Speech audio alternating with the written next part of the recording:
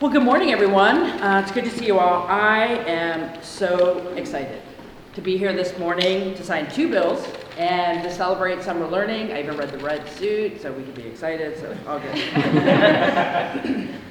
I believe in summer learning programs. Research tells us that high-quality summer programs reduce learning loss and give students a sense of belonging. We know that students who participate in summer learning programs graduate at higher rates and attend school during the school year more often.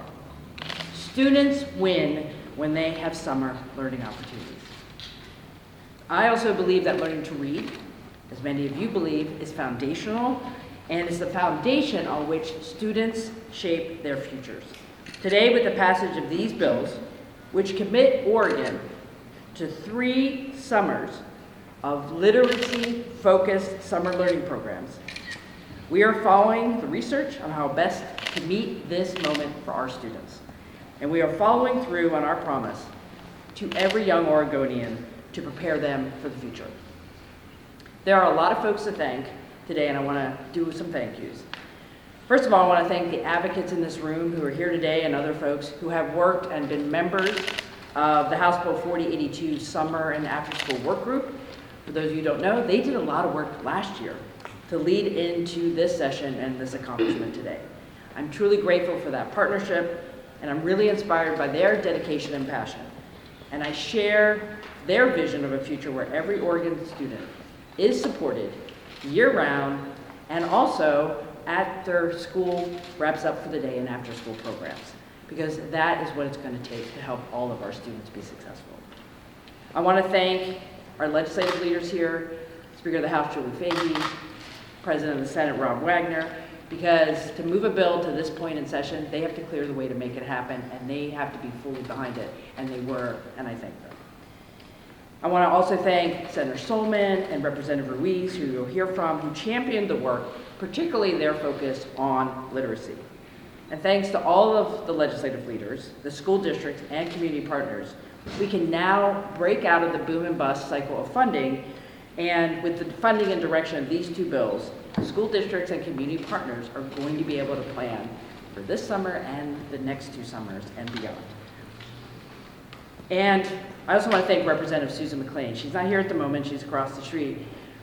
She led the charge last year to get us to invest $30 million for this past summer's learning programs. And without her, we wouldn't be here. She's been instrumental in saying we need to have sustainable funding for summer and after-school programs. And I really want to thank her for her commitment. So the 2 bills I'm signing today, House Bills 2007 and House Bill 5047, are going to work in tandem with our school year early literacy efforts, and they will establish a stable program for districts to invest in the resources they need to support students during the summer, year after year. So most of all, this moment is about our students, and by investing in our students, we are investing in Oregon's future, and I couldn't be more pleased with the success today. So thank you. And with that, we have a series of wonderful speakers this morning. We're going to start off, and remember, you're all introducing each other as you go. Dr. Charlene Williams, Director of the Oregon Department of Education. Thank you, Governor. Thank you, Governor, for your leadership on this effort, your ongoing partnership and commitment to Oregon students and families, as well as your advocacy for this critical priority of summer learning. We're really excited about another opportunity. The signing of this bill signifies the value that Oregonians have for ensuring students are able to access high-quality summer learning opportunities. Today, we have a lot to celebrate. Thanks to the governor's leadership and the legislature's support of House Bill 2007, we now have $35 million for summer learning this year, along with the security of ongoing multi-year funding. We need to clap for that.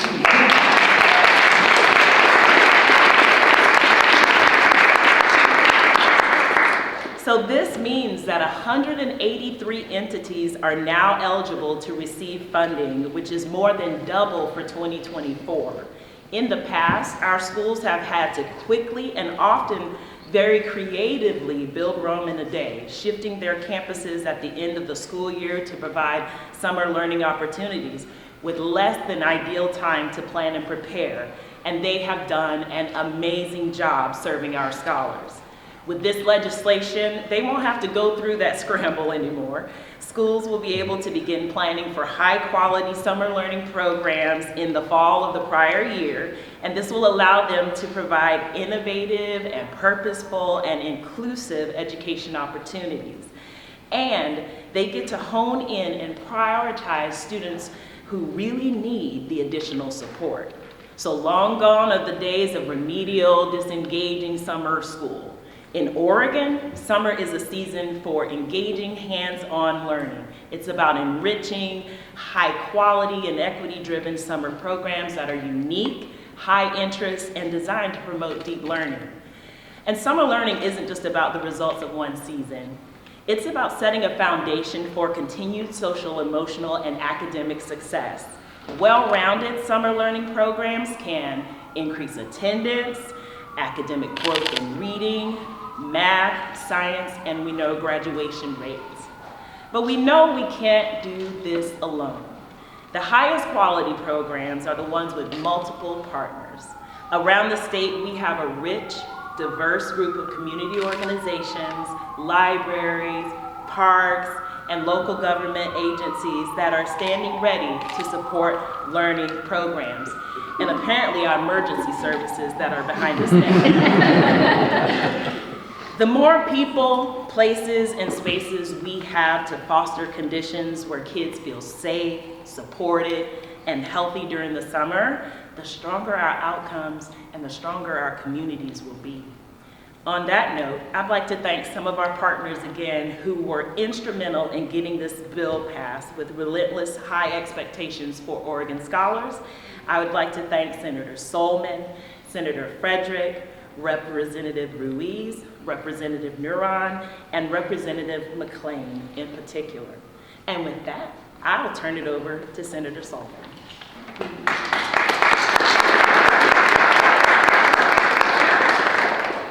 Good morning, everyone. I'm Janine Solman. I am the state senator for Senate District 15, and that is in Western Washington County, and I'm excited to be here in support of summer learning. As a mom of two educators, special education and elementary, and a Mima to two of the most beautiful grandchildren, and a former school board member and now a legislator, I know the critical importance of having a strong public education system for student success and Oregon's strong economic future. When students receive a more consistent and gap-free educational experience, they can thrive. A balanced calendar for all should be something that we should work towards in Oregon. This bill is designed to help students that most need it in the absence of a year-round school model. House Bill 2007 is a bill that is a reflection of the values that we share in Oregon, that we support students and are doing all that we can to further their learning, especially in the area of evidence-based literacy. We know that when students are strong readers, it leads to them being strong future leaders. The pace of this work for House Bill 2007 has been very fast, but we know that we're in a learning crisis. The numbers show that we have a lot of work ahead of us and to move students forward. This bill will work to improve learning performance using a variety of strategies, including evidence-based literacy, mathematics, science, language arts, and enrichment programs that are focused on students. We want to make sure to answer the call from our school districts, asking us for certainty and consistent funding, and that they can rely on this for planning. This bill answers that call to action. We will be looking back to learn about outcomes and continue our work towards shared accountability for student success. I want to give a thanks to all the partners who came together to bring this work forward. With summer learning, Oregon is making a significant investment in student success, creating pathways for continued engagement and educational advancement throughout the year. Thank you so much, and it is my incredible honor to introduce my fabulous co-chair, Representative Ricky Ruiz.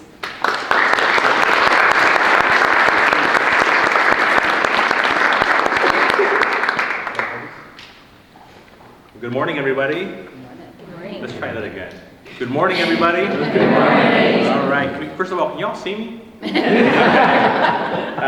Well, thank you, Coach Solomon, Director Williams, Governor Kotek, and the other speakers who are going to speak after me. Today is a deeply personal and proud moment, not just as a legislator, but as a father. I am honored to be here for the signing of summer learning, the summer learning bill, and even more to have my 3-year-old daughter with me to witness this milestone. When I first spoke about summer learning, I shared my story, the son of farm workers raised right here in the state of Oregon. My parents didn't have access to summer programs or academic opportunities for us when school was out. What they had and what was passed down was a belief in hard work, the value of education, and the hope that their children would have more opportunities than they did. This bill is a reflection of that hope, and it became possible because of the tireless work of so many. I want to thank every partner who rolled up their sleeves, every educator that spoke up, and especially Governor Kotek for her strong commitment to seeing this through, our speaker, Julie Fahey, our Senate President, Rob Wagner, for making sure that this bill was going to get through the finish line, despite all the thousands of bills that we are working on. This was not done alone. It was a collective effort rooted in the belief that we can do better for our children. Our intention with this bill is long-term. We are laying a foundation that gives schools, families, and community organizations enough time to plan thoughtfully and intentionally. We're not just investing in one summer. We're building a consistent, reliable path forward that prioritizes literacy, academic enrichment, and the overall well-being of our children. As I stood here this morning holding my daughter's hand, I thought about the kind of Oregon we are shaping for her and for every child across our state. This is the future they deserve, and I'm grateful to be part of the team that's making this a reality. Thank you all very much.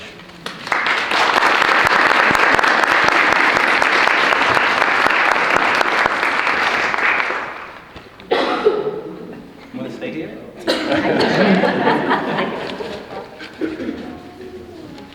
Hello, I'm Brittany Sorensen. I'm a literacy coach in Bethel School District in Eugene, Oregon. Last summer, I taught in the Bethel Summer Reading Program, and I'm excited to continue that work as the building principal. Last year, we embarked on an ambitious summer learning plan that engaged teachers in powerful professional learning on the science of reading and provided students with intervention in foundational reading skills alongside rich and engaging language and vocabulary instruction. Students built their background knowledge through immersive units of study on birds of prey, oceans, and space through rich text and field trips where some students got to see the ocean for the very first time. Planning is already underway, and we're excited to continue to refine our program and maximize student learning. This year, we are exploring prehistoric, extraordinary, and mythical creatures. We set out to help shrink the summer learning gap and are happy to report that not only did we shrink the gap, we accelerated student learning and changed the trajectory for hundreds of our most vulnerable students.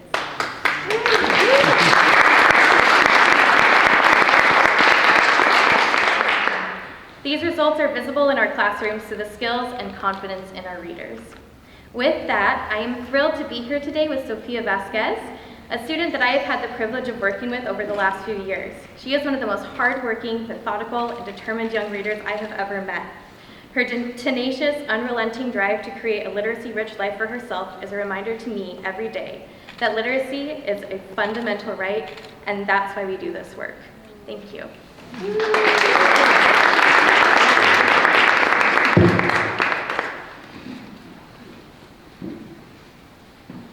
Hi, my name is Sofia Vasquez. I am a 4th grader at Meadowview School in Eugene, Oregon. I live at home with my mom and 2 sisters. Last summer, I was a student in Bethel's summer reading program. I remember asking my mom if I would ever be able to read or spell. It was hard. During the summer program, we read a ton of books. My favorite were about birds of prey. We also took trips to the Oregon Zoo and Newport Aquarium. I like the aquarium because I got to touch the animals. I made new friends in the program too, even a best friend. When I went back to school in the fall, I was better at reading, and it started getting easier to improve. I get excited about picking out a new book, and this week I took a test, and I read over 100 words per minute.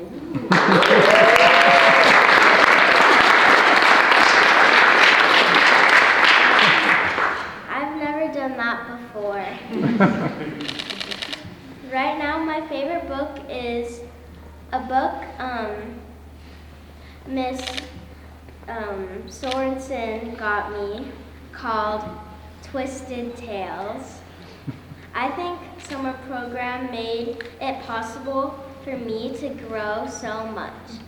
Thank you to my teachers and the school administrators who make these programs possible.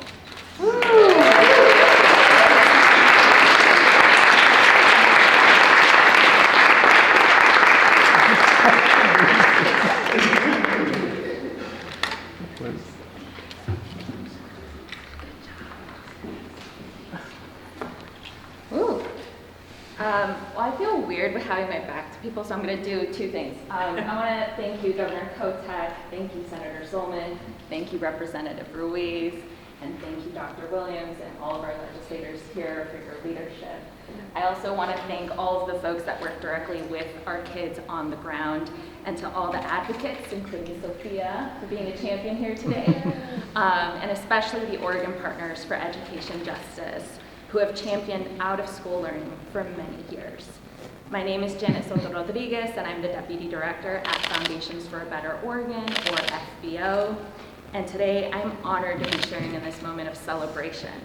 For the first time, Oregon is making a long-term commitment to make summer learning a core piece of Oregon's public education system.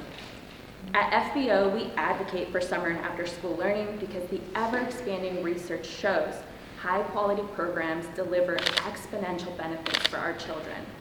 Our partners in Oregon Philanthropy have been investing in this for decades, and our partners in education and in community know the power firsthand, and as do I, and so many of you. I came to this country as part of a seasonal migrant working family. I was an English language learner, and I went undiagnosed with dyslexia for most of my life. So as you can imagine, traditional school was very challenging.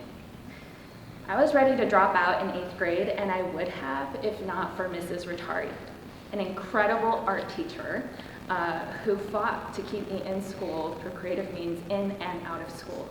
Mrs. Rattari partnered with a community-based organization serving Latinx students, and they together made the case to my parents so that I could stay in summer programming instead of laboring in the fields as I had been since I was 12.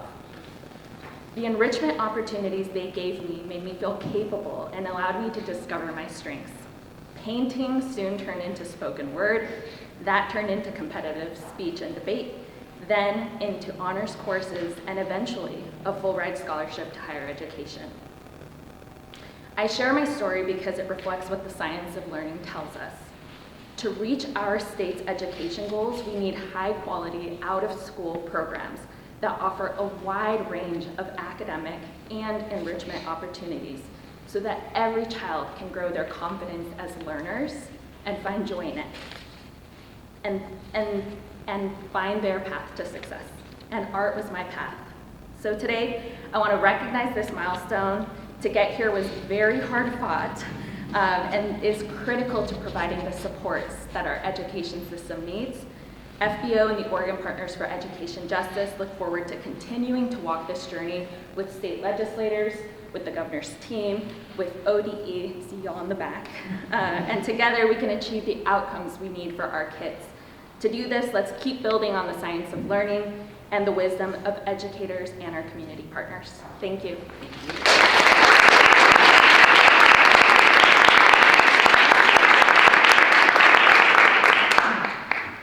Thank you, Janet, and thank you everyone for being here. One more round of applause for Sophia, who was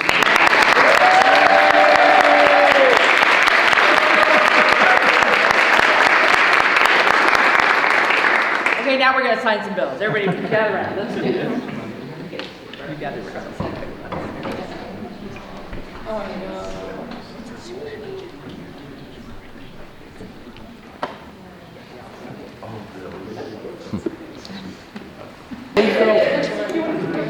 Oh, sorry.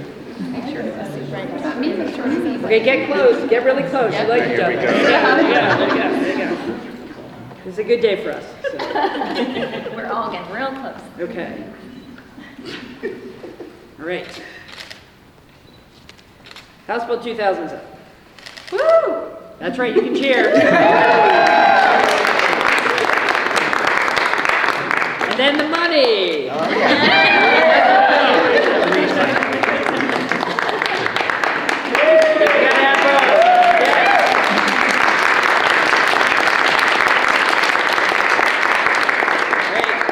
The official. Yeah? Okay, here we go. Everybody smile, whoop it up. Let's go. Everybody say summer! Summer! Fantastic. Thank you, everyone.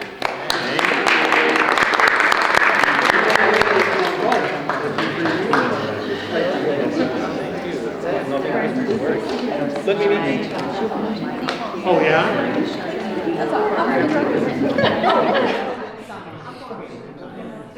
Okay, if I get everyone's attention, we just have a few minutes here at the end. Speaker Fahey, feel free to join us up here if you'd like. We're just going to see if people have any questions about the bills. So, Quick question. I just covered Portland cutting their budget, saying they don't have enough money for anything. What do you want to tell constituents to say we can't keep school open and staff during the year, but we're going to fund summer school? What do you want to tell people that see the contradiction? well, I think the first response is we are doing everything we can to fund our public education system. Our schools are important. And the reality is around the state, not just in Portland, districts are challenged by reduced enrollment, increased costs. Right now, I have been fighting for and with legislators for the best school budget we can put out for our districts. And we have a bill to improve predictability of that funding. And I expect that both a very strong state school fund and our changes to how money is determined for the districts is going to go as soon as it can, and it will support our districts. Summer is a really important targeted investment. So it's not one thing that's going to help our students. We have to do all of it, and I know that school districts are going to figure it out, and we're going to continue to do everything we can to get them the resources that they need. Let's be honest, federal funding is less than stable at this point. How important is it to make sure that you do have funding there and you don't have to depend on federal money? Well, right now we're doing everything we can to let Oregon be Oregon, which is safe, inclusive classrooms, stable funding, targeted investments in things that work. We are doing that all on our own here. We're going to continue to do that. We do need a strong partnership with the federal government. The resources that come from the federal government are very important for our schools and our students, and I would just urge Congress to continue to have those dollars flow to the states. Those are our tax dollars that should be coming back here to support our schools. Thank you. Virtual from Lucas. Got a virtual question from Damien at Newswatch 12. How do you plan to balance the state's budget priorities, such as addressing homelessness, expanding behavioral health services, and K-12 education with the need to adequately fund higher education, ensuring that tuition remains affordable and accessible for all Oregonians? There are a lot of priorities for our state, but what I can say now with the legislature, and if the legislators would like to add to this, we are aligned on the top priorities. We are all going to work together to find all the dollars possible to fund the services we need for folks who are living outside, for folks who need mental health and addiction treatment for our schools. And I know there's a lot of work to do yet before the budgets are finalized, but I can tell Oregonians we're all working together to make the right decisions for Oregon. Does anyone want to say anything on the budget? No? Our budget chair? No. Thank you for the question. I just want to focus on education. I know there is a lot of turmoil with uncertainty in the federal government, right? So just so all of you know, the state of Oregon relies on over $1.5 billion from the federal government, which is real money for real services for our children. We're talking about services and resources for students with disabilities, child nutrition, and the list goes on and on. So we're, like the governor mentioned, we're going to continue to do the Oregon way, continue to prioritize what's important to us, which is education, housing, addressing the homelessness issue, and we're doing that in partnership with every single person in the county. Speaking of the state-federal partnership and need, you recently met with Congressman Bentz. What did he have to say about being the lone Republican and some of these issues you brought up as far as stable federal funding, the merger MIA, I guess? Thank you for bringing that up. I think you can understand I won't go into the details of our conversations, but my takeaway with Congressman Bentz is we've worked together in the legislature. He cares about this state. He knows he has a unique role as the sole Republican in our delegation to be a voice for our state, and I know he's going to do that. We have another virtual question, but it's not education related, so we will defer to Any other more education. Let's stick with education. Well, this is education and everything related, because it's about the budget. Governor, last week you said you were concerned that legislators were being too frugal as far as an ending balance or holding money back. Do you still feel that? Have your views about what might happen with the economy and the budget, have they changed at all in the past week since everything seems to be topsy-turvy? We are living in interesting times. I would agree with that. I'm not sure I used the word frugal. You did. I did not. I do think we have to balance the needs of the state and our desire to be overly cautious because of what's happening at the federal level. I urge legislators to focus on what we need to do here, make really good choices.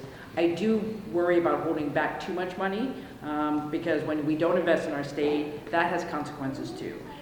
We are going to be judging the situation with the federal government for months.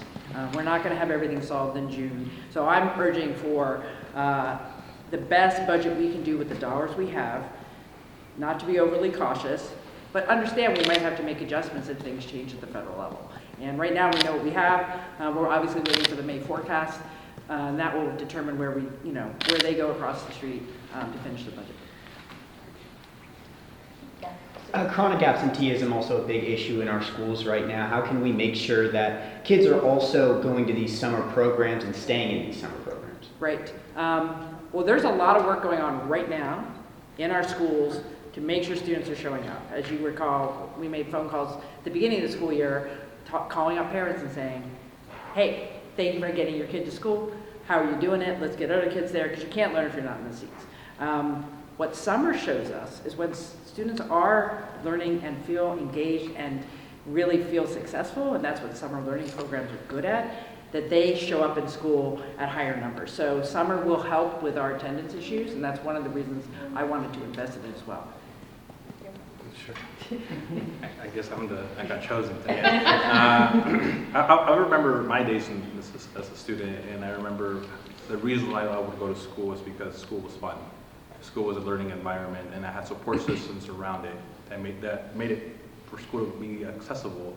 But the reality is there is also bigger issues outside of the education world. You're talking about housing, you're talking about affordability of food, you're talking about transportation.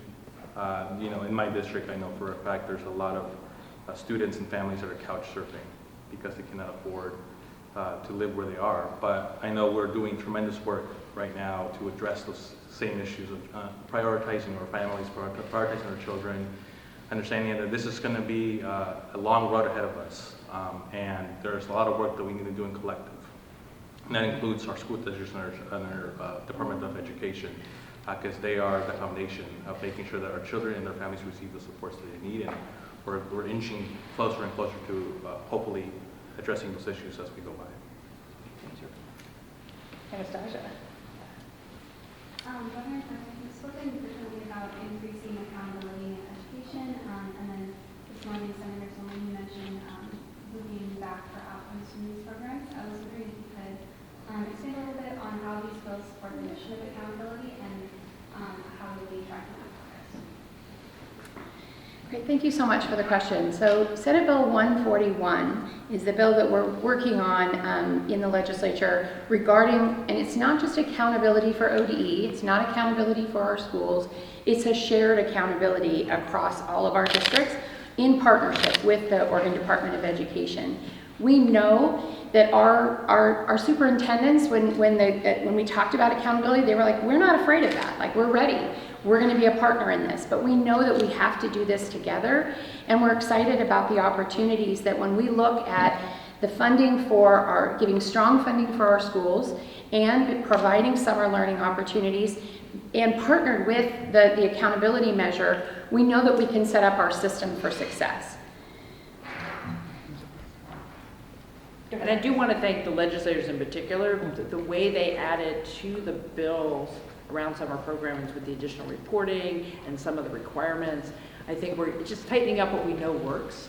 And I think there's a lot of enthusiasm for that because people want to show that when they do it right, you have students like Sophia learning and it works. And so we want to be able to track that and tell people. Yeah. You recently announced a partnership with NVIDIA, $10 million CHIP Act money to get AI in schools and train higher education ambassadors, NVIDIA ambassadors. Can you tell me a little bit about the, I guess, inception point of this, where it's coming from, and what Oregonians can expect related to AI and education in the next few years? Just broadly speaking, we know how important the semiconductor and the advanced manufacturing industry here in Oregon is to our economy. We are the Silicon Forest. We know how to do it here, and we will continue to grow, particularly in the research and development area. And we know NVIDIA, who the founder of NVIDIA does have connections with Oregon State alums, he and his wife. They really love Oregon. So this memorandum of understanding says we're going to work together to capitalize on the work NVIDIA has been doing, and they have this ambassador program which provides a toolkit for educational institutions, both community colleges and higher ed, as well as K through 12, to introduce technology jobs to students, particularly in the artificial intelligence arena. We want to capitalize on that, and so it's a good framework to work with NVIDIA, and I'm very appreciative of that. And we have $10 million that we're able to put into this effort because of the Oregon CHIPS Act, and shout out to Senator Solomon, who worked on that bill. And last year, there were changes made to say we could use some unused dollars to put into educational opportunities, and that's what we're doing. And so I think it's a win-win for everyone.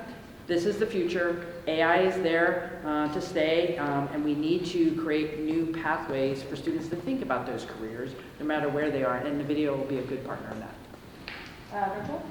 Virtual, it's not education related. I have an itch. Virtual question from Ben Bachman at Lookout Eugene. Have you seen the 30-day plan for Oregon State Hospital yet? And if so, what is the most important part? Thank you for the question, Ben. We are still working on the Oregon State Hospital plan. That doesn't mean things are standing still waiting for the plan. We are reviewing protocols to make sure we can keep every patient safe, and we are continuing to work with the federal government who's doing their reviews of the state hospital. We'll have more to share in a couple weeks. Education and budget related, the inflation's hitting everybody. What would you want to say to the citizens of Oregon about how hard it is, or if it's harder to stretch these dollars and where you're at? Well, I've heard it from folks directly. I get emails. I hear it when I'm out in the community. It's getting very difficult, and is difficult for a lot of families to make ends meet. One of the driving costs there is the cost of housing, and you all know that I've been focused on more housing will reduce the cost of housing, so very focused on that. But I think the other message I would share is legislators also get it. We've been talking about affordability, whether it's your utility bill, whether it's your rent, whether it's your healthcare costs. We are all committed to making sure that we are protecting Oregonians from increased costs, even when things are tough. And I think we'll have some good things to show in this session that says we're protecting consumers, we're protecting families from increased costs, and we have to do more of that because, frankly, the taxes that are coming through the new tariffs are going to impact consumer prices, and so we're going to have to continue to work harder because we don't have a good partner in the federal government right now. All right, time for one more, if you want it. All right. Thank you all. Thanks, everybody. Celebrate summer.